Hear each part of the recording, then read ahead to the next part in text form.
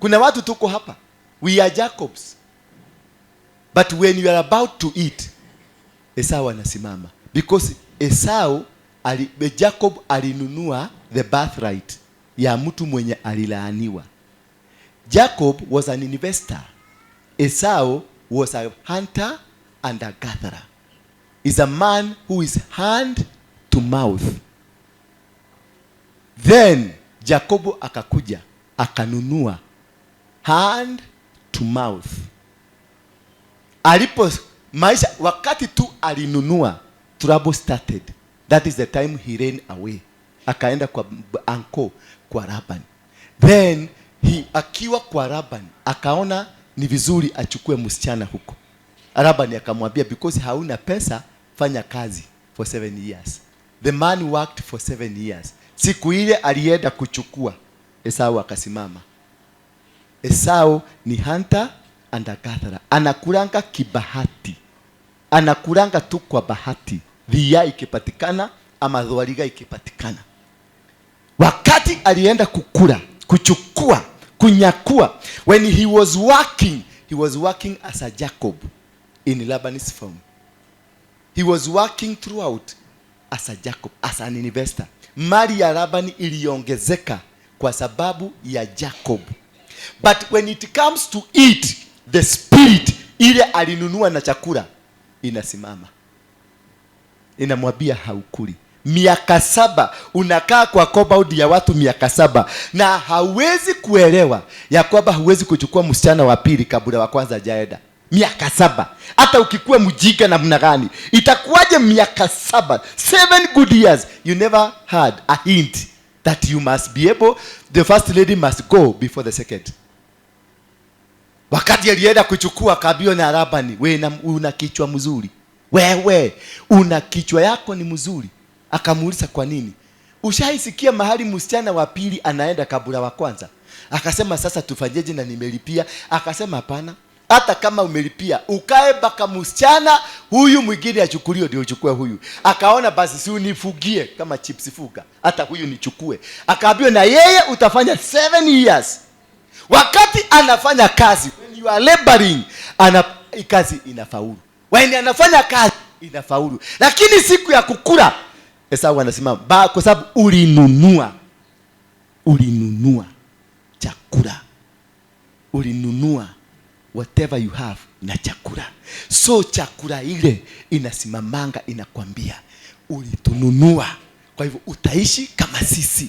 Kuna watu wanafanya kazi mzuri, biashara nzuri, wakiandikwa wanafanya kazi mzuri, wanafaulu, lakini to go eat, kuwekelea hiyo kitu kwa meza, kuwekelea hiyo kazi yako ukule matunda yake, kuwekelea hiyo kitu ukule matunda yake, kunatokelezea kitu kingine kinakuchukua hiyo chakula yote, inaenda. Unabaki tena kuhangaika mpaka mwisho wa mwezi. Tena mwisho wa mwezi ukifika unalipagwa 1150. Siku ile inawekwa kwa account, unasikia shosho amegokwa na kuku, na kuku imemwagusha akaaguka kwa mtaro, na sasa ako kwenye hali mahututi. Sasa kwa sababu uko na tupesa na shosho unampenda, unatumana ambulance inaenda mpaka Geshagi. Ambulance ikikuja, kumbe ile ilipik ni ya Aga Khan. Ile ambulance ya kwanza ilipik.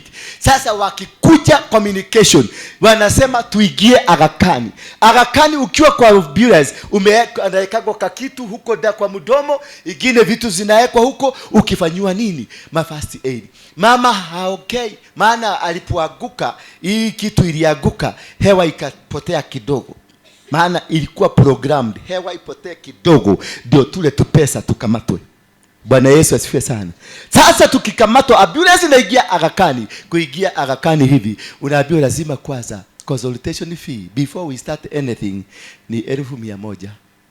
Na kwa sababu uko nazo, unasema haraka unatuma na M-Pesa kwa sababu unapenda social. Ni wedete social wanyu mno. Zinaandikwa consultation.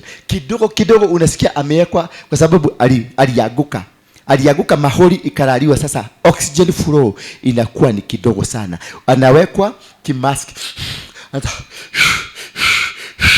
hiyo kukaa kidogo, unaambiwa hiyo Oxygen Max ni shilingi 1,300.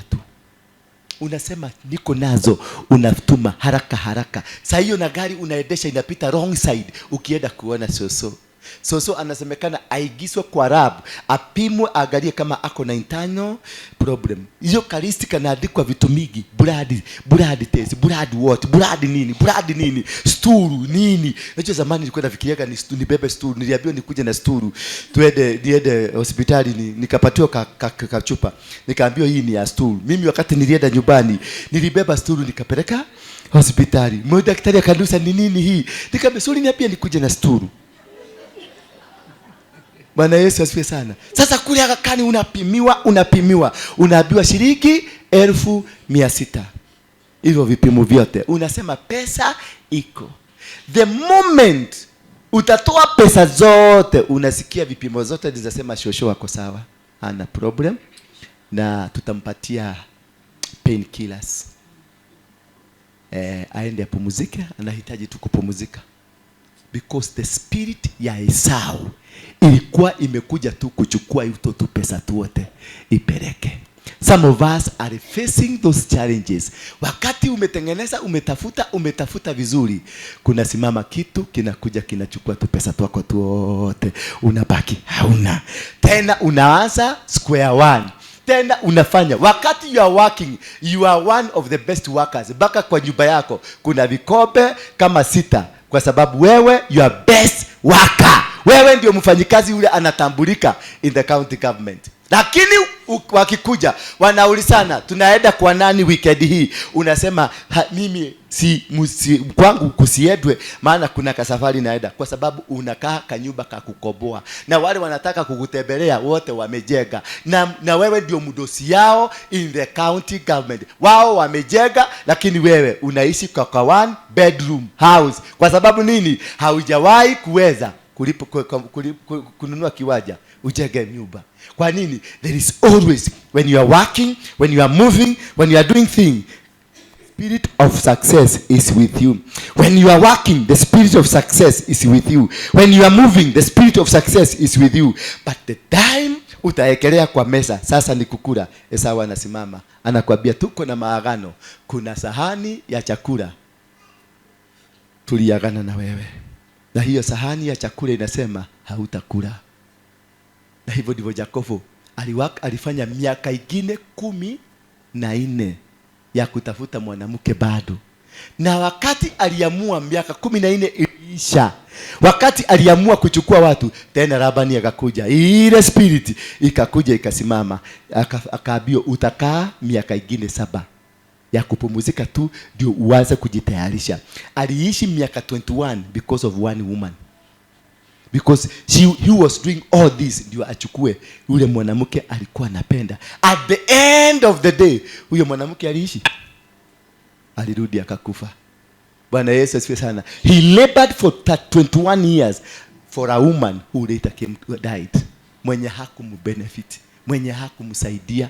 Unakuta unafanya kazi mingi na kazi kubwa, lakini at the end of the day unaretire a poor woman, a poor man.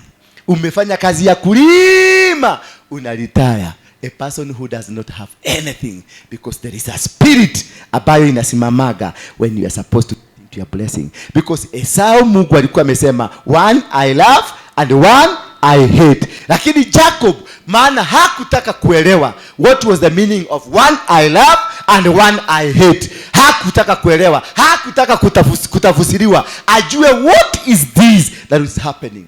Jacob, because of greedy, because of the name. Jacob, name is a swindler. The name that you have can cause you to face missteps. Ukuwe na misstep in your life. Bwana Yesu asifiwe sana. So there are people here who are suffering because of the name you are carrying. Because wakati ulirudi, wakati ulikuja, ile shida ya kwanza ilifanya wa kwanza aende, haikudisconnectiwa. Bwana Yesu asifiwe sana. So it will cause you some suffering. Ndio wakati, maana Jacob was one of the children that were anointed from the Abrahamic anointing. God had to do something about it. God had to intervene Na ndio wakati ule, kumbuka, mundu murume no mundu murume, mtu mwenye amekataliwa, mtu mwenye ako na laana, ana operate na laana katika maisha yake, ni mtu ako na laana. Maana hata wakati alireskiwa, wakati Mungu alikuja, alitumana malaika, lakini kijamaa kiliginyana na huyu mtu mpaka saa 11 asubuhi. Waling'ang'ana akijaribu. Anamwambia kama mzuri nikubariki. Yeye anafikiria ni wale wa jamaa wa Sodomu na Gomora. Mnafikiria Geili hasa jana. Geili hasa kitabu. Yeye mwenyewe alikaa kwa ukuta, akakaa kwa ukuta. Wanagiginyana because alikuwa anafikiria jamaa anataka nini? Si mtu. Sasa wakasubuana. Baka huyu jamaa kaona masaa, kuna malaika wanafanyaka sana wakati wa usiku. Wakaona masaa imeenda sana na kunaenda kukua mchana na mshaji huyo adaenda kuigwa, wakavuja mguu. Kuna watu wamevujwa mguu hapa. Mungu alikuja kitabu, lakini umezidi unaendelea kung'ang'ana kama kimzee hiki unaona hapa. Hiki ni kimzee kinafaa kwa kilibarikiwa kitabu, lakini kimutu kia kung'ang'ana kwa sababu ni kimjuaji, kinajua miki. Sasa kimevujwa, kimeletwa kwa Waruge. Inakuja hivi.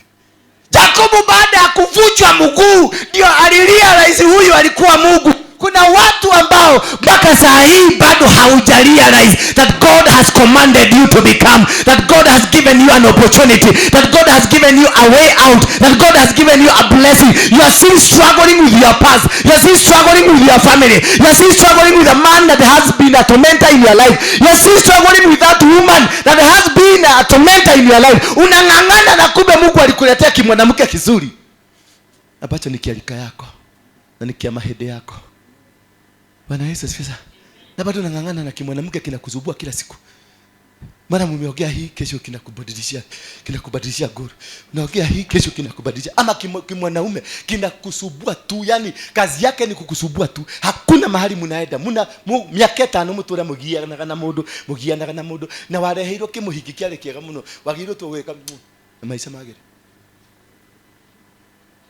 Na milango oneke higuka. Na milango inafunguka. Bwana Yesu asifiwe sana. Yakobo akagiginyana, akapambana, maana alikuwa yeye akili yake mbovu, maana ni swindler, ni mwizi wa baraka za watu, kimuishi kingei kimugiki. Jamaa akagiginyana usiku kutoka saa 3 mpaka saa 11 anang'ang'ana na mwanaume. Na angalia aone huyu mwanaume hachoki. Yeye amechoka. Angalia venye umechoka. Angalia noina milie ginya goko ni gato ni cigoire. Ginya goko no kwejoreja nigetha tondu ihoirie bue nigetha hake kindu kia black goko. Bado unang'ang'ana, bado unapigana ati ukijaribu kwenda and nothing is happening in your life because you are a swindler. A criminal mkora. Yo dia Jacobo. The name kept disturbing this man. The name kept making this man make missteps. Every step he tried, it didn't work. Every move he tried, it didn't work because of the name. The name was misdirecting him. Malaika amekuja, badala ya kuona huyu ni malaika, bado akang'ang'ana. Kuna watu baraka zao zilikuja, siku yao ya kubarikiwa ilikuja, siku yao ya kuinuliwa ilikuja, lakini because of the name, because of where you are, because of what you think you are, umezungushwa na umejisugusha wewe mwenyewe. Hadi unang'ang'ana tu na hujui. Ndio unakutaka kuna warokole, watu wameokoka, unamtajia tu kitu na kuambia ni Revelation chapter number 5 verse. Na mtu ni mgonjwa, hata ukimwangalia hivi ni mtu ni kama alikula 19 lakini anajua Biblia from A to Z. Na ukimuuliza and why are you suffering, hakuambii hana reason. Haujapata maandiko ndani ya Psalms ya kupambana na attack. Haujapata maandiko ya kukwambia uvae the full armor of the Lord. Haujapata maandiko. Na hiyo kujua kwako na kuokoka kwako kwote mpaka sasa uko kwa kitanda, unatolewa nje, unaanikwa tena unarudishwa. Na bado unaambiwa uende kwa Waruge ukaombewe. Unaanza kusema ai oshenia hana kile kweli. Wewe honokete na tunahota kinya kuigagi, umefungwa diaper. na wokovu yako. Na warugi mwenye hajaokoka na vaki jina ya Yakobo iliendelea kumtesa hata wakati aliishi maisha mazuri. Alinunua origidhathi, itakuwa tena Kikuyu na Kiswahili, haki ya kuzaliwa. The birthright ni haki ya kuzaliwa. Every firstborn ako na haki ya familia, maana ndio ako na haki ya kuzaliwa kwenye familia. Bwana Yesu asifiwe sana. So Yakobo alinunua haki ya kuzaliwa ya mtu aliyelaaniwa, akang'ang'ana. Kumbe hakujua ni malaika. Kuna watu wako hapa bado wanang'ang'ana na maisha, kumbe malaika wa kuwasaidia alikuja, lakini haukumwelewa juu ya ujuaji. Kuna watu hapa ni wajuaji kuliko Yesu mwenyewe. Yesu hata akikuja hapa watasema dahiana kwao. Ati what is your name again? I am Jesus Christ. From which? Where were you born? Which year? Who is your mother? Is your mother alive? Are you the Jesus of the Bible? Which Bible? King James or New Version? Maana anaelewa King James na anaelewa vitabu vyote, anaelewa kila kitu, lakini ujuaji yake inamkosesha kujua Mungu. Inakosesha yeye kuelewa majira ya Mungu. Inakosesha yeye kuelewa wakati Mungu analete baraka zake, wakati Mungu anakuja kufungua, wakati kifunguo cha maisha yako kinakuja, bado hauelewi kwa sababu ya ujuaji. Kwanza Wakristo warokole, nyinyi mumeokoka mkashida Yesu. Niko muliro ni dhini. Shida inawafuata kila mahali, hata ukiingia ndani ya choo bado unakutana shida. Kwa sababu ujuaji haikusaidii kujielewa ama kuelewa what you are supposed to be, where you are supposed to be, and what is really haunting you. Sasa nikikwambia jina inakusubua, hutaki kutaka kujua inakusubua namna gani? Hao Yesu alitukufia. Yesu agetukueleile. Hebrews 12, Yesu alikufa akabeba matatizo yetu yote, akabeba mehi ya modhe. Kwa hivyo hata nikienda kufanya usherati, nikienda kufanya jambo lolote lile, bado mimi nitaishi kwa neema. Ati we are living in the era of grace. Kwenda huko, grace ya nani? Grace ya nani? Liwe hie alafu ikale kwa grace. Grace ni mudu. Alikuwa na mpango mzuri na Yakobo, lakini Yakobo alikuwa na ujuaji wa jina, a swindler. Ebu jina yako, ebu jiite jina yako ya Kikuyu, ya Kikalenjin, ya Kikuyu, ya Kijaruo, the native name. Jiite tu. Ebu sikiliza hiyo jina. Umeisikia inasema wewe ni mwizi ama wewe ni mkora? Imekuambiaje hiyo jina? Hiyo jina umeisikiaje? Jacob akang'ang'ana akijaribu kujinasua kutoka kwa malaika, na malaika amekuja kuachilia baraka. Malaika amekuja kufungua milango yake. Malaika amekuja kumwachilia kifunguo cha maisha yake. Kuna watu wanang'ang'ana hapa na Mungu alishatumana mweze kufunguliwa. Kumbe Yakobo angeelewa jina lake aliweke chini, maisha yake ingebadilishwa. Mpaka wakati alivunjwa, na watu wengi wanakujana kutafuta Mungu wakati already they are down. Yakobo wakati alifungwa mguu akaaguka chini, ndio akamwangalia akaona modo karekai.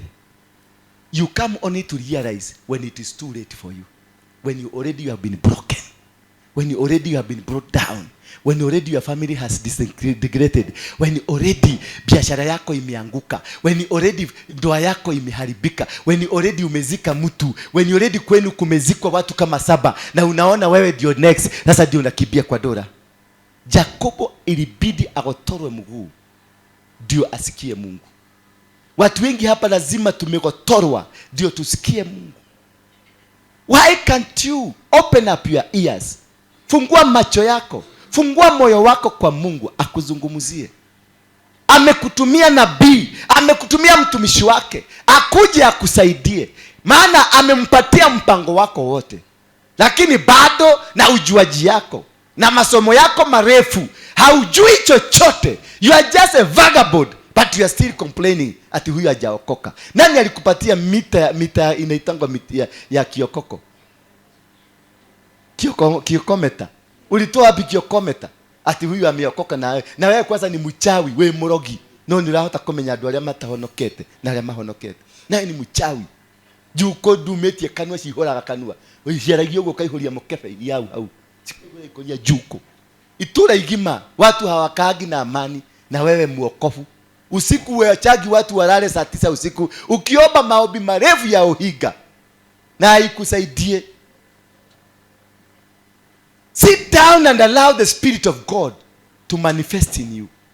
Sit down and allow God himself, the word of God, to manifest in you. The word of God will set you free. The word of God will manifest in you, and you will see the glory, the power of God in your life. That is all what you need to allow God to manifest himself in you. Wachana na himo shenamiki. Wachana na ukorofi mwingi. Umekuwa immune kwa sababu umeenda makanisa 100. Unaenda hii unasema huyu hana nguvu. Sasa wewe kama yeye hana nguvu, si utafute yako. Jakobo kimevunjwa mguu. Majakobo matupu hapa. Naona hapa ni majakobo tupu wamevunjwa mguu. God has a reason for everything that is happening around you. God has a reason why you are a robber.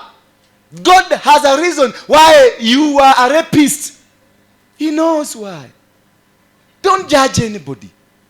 These people, this is your sister. Ni kiroho kilimfuata tu akajikuta. Msaidie atoke kwa hiyo kiroho. Jacobo wakati alivunjwa ndio alidiscover. That is the time he discovered that this is God.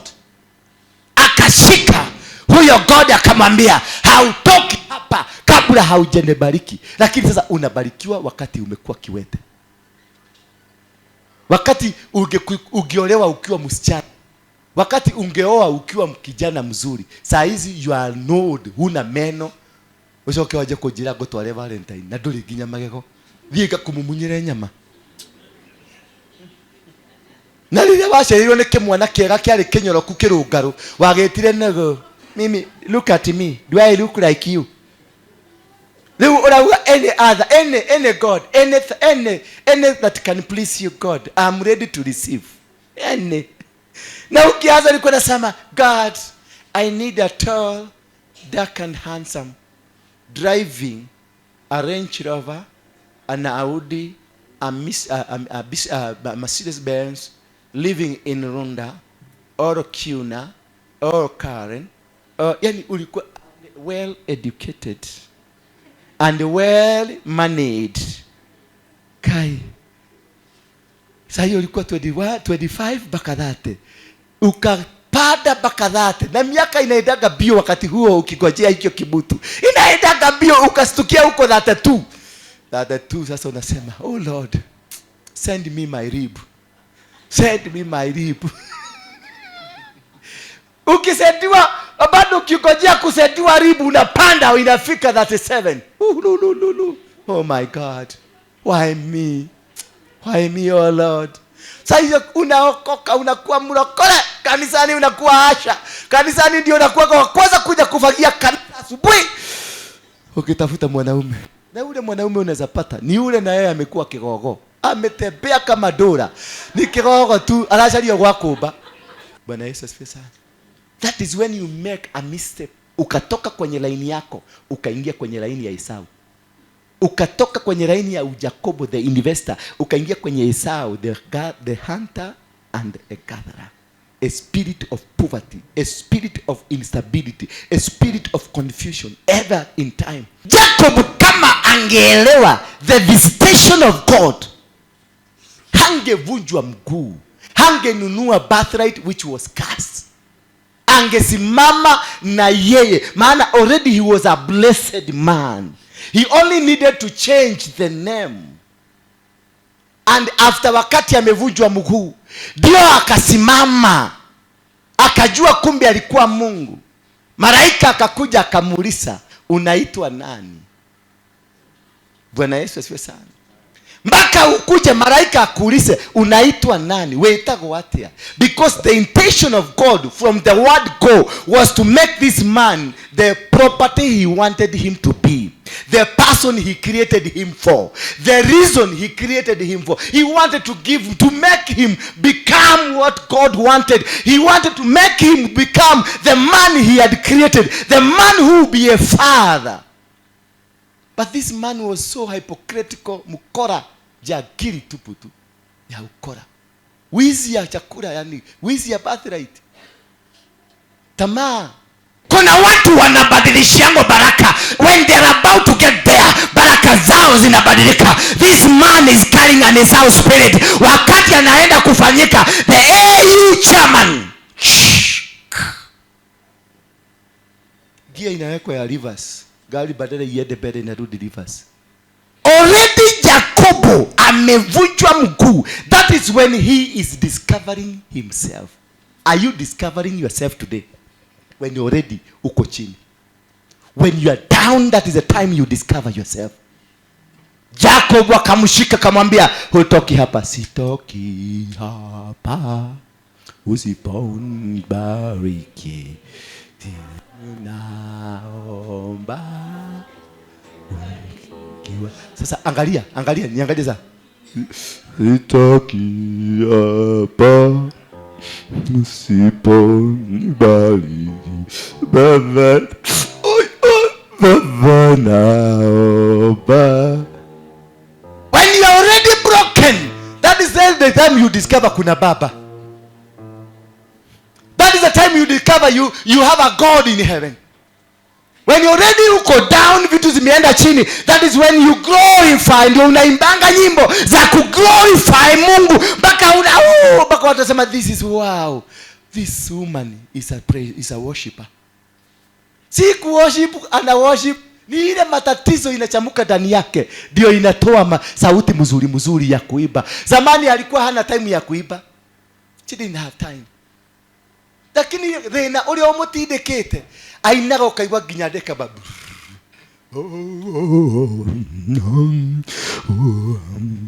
I'll sing a song. Ni thina umukoraga guku kanitha, anaosha kanisa, anatoanga ma ideas msuri za kanisa. Zamani alikuwa anatoa ideas akiwa kwa bar. Bwana Yesu asifiwe sana. Kwa sababu Mungu alikuwa na plani mzuri na huyu jamaa, na akaona jamaa ni mjinga tu, akamuuliza what is your name? Akamwambia ni Jacob. Why did he have to ask what is your name? Because we need to confess. We need to confess who we are. We need to say all things. Judy, you need to say everything. Confess. Sari, you need to confess. Chepto, confess utakataka yako yote. Give it back to God for God to recreate you. Ndio unaonanga mimi nasemanga anything nikiwa kwa hapa. Nikikumbuka kuna mama nilirepu, nitasema tu hapa tukiwa Nakuru nilirepu mama. Kwani utanipeleka wapi? Ninaambia Mungu wangu ni tikiti natafuta. Wewe na dhonishi yako na kusikia aibu zako wewe kaa. Me I'm looking for the ticket. Ni tikiti wangu natafuta kwenda mbinguni. I'm also seeking God like you are seeking God. I'm not better than you. I have my issues. Ndio unasikia tukiongea unasikia nimeleta kistori, unaona this story is very relevant. Hapana, nimekumbushwa. Kumbuka kile kimama ulirepo siku ile pale kwa railway. Sasa mimi nitafute language hapa mpaka ni confess niseme tukiwa hapa mbona tukakuta kimama kingine hapo. Tukakishika, tukakiangusha, tukakirepu. I'm confessing. Wewe cheka tu. Mimi nimemalizana hiyo story. Nimefunguliwa mlango. Sasa naingia ingine. Nikiingia ingine nakuta mlango imeandikwa uliiba kibeti ya mama mzee. Tena nasema tukiwa pale Mukuru. Hata hii maneno ni baya. Tukiwa Mukuru asubuhi nikaamka nikaona mama mwingine akipita hivi. Nikachukua kibeti, bana kalia. I have confessed. Weka hapo. Ate mudo angali mwaki. Kitu hega story sianako. Tinywe hega. Hapana, sio mimi, sio nyinyi napatiaga. I am confessing because I'm looking for a ticket. And when he confessed, I am Jacob, the swindler, mwizi, Kedokion. Then God came and he told him, from today You are not Jacob. I change your name. You'll be called Israel. From today, I have changed your fortunes. From today, I have changed your life. From today, you will be called the father of the nations.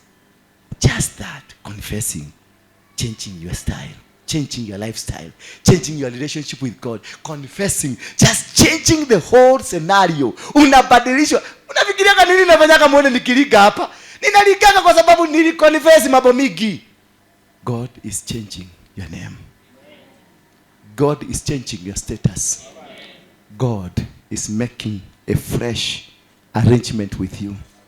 Immediately Jacob akaitwa Israel na akapatio new lease, new agreement, new covenant, new mandate, and from that time Jacob has been called Israel, and nobody has been able to defeat Israel because the mandate was changed. Why? Because he confessed, I am a swindler, I am a wrong person, I am doing wrong things, I need your salvation, I need your guidance, I need God in my life. And life of God was impacted in this man, na akabadilika na akakuwa kiumbe kingine kipya.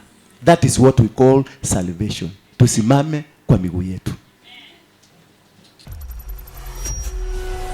Bethel Clouds TV, empowering lives,